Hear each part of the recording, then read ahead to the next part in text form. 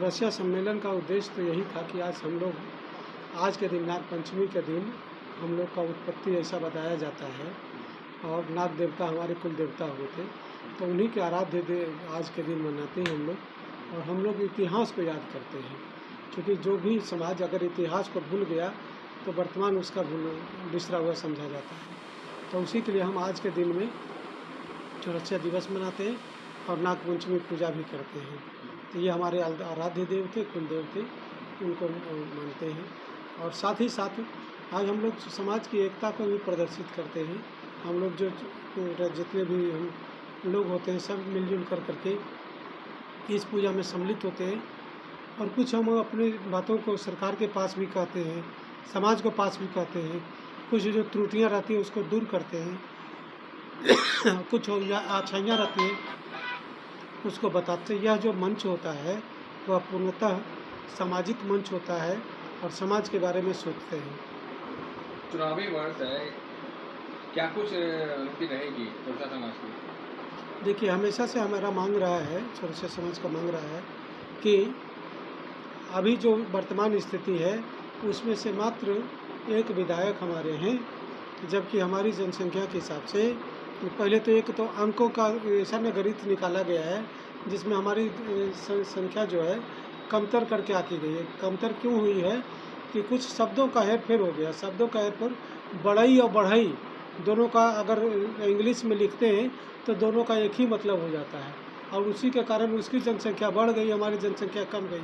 वस्तुतः हम लोग 1.2% हैं जो हमने सर्वे करा लिया पूरे बिहार का।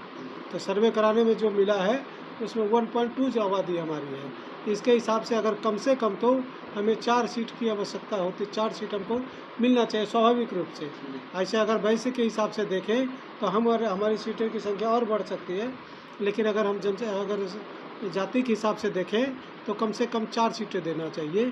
तो हम सरकार से यही मांग करेंगे कि कम से कम हमारे समाज को 4 व्यक्तियों को आपको टिकट देना चाहिए, और ये हमारा अधिकार भी है, क्योंकि हम हमेशा जैसे जो कहा भी जाता है कि वैश्य वर्ग हमेशा एनडीए के साथ रहा है, तो एनडीए पर ये हमारा उधार है कि वो हमारा ऋण को चुकता करे। अभी तक लगातार 8-10 लगभग 5-6 चुनाव में अभी तक ऋण उस पर चढ़ रहा है। पता नहीं कब हमारे ऋण को चुकता करेगा भगवान मालिक।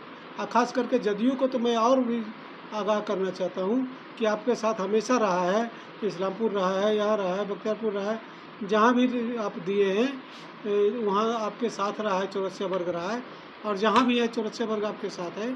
आप इसके साथ न्याय नहीं कर रहे, आप अन्याय कर रहे हैं, इसको न्याय कीजिए, और अभी ही समय है, अभी न्याय कीजिएगा तो शायद हमारा वर्ग आपको फिर से कृत्य करेगा, ऐसा मैं मानता हूँ। अगर आपका उधार चुकता नहीं किया जाता है और विपक्ष के लोग अगर इसको चुकता करते तो क्या विपक्ष साथ जाएंगे?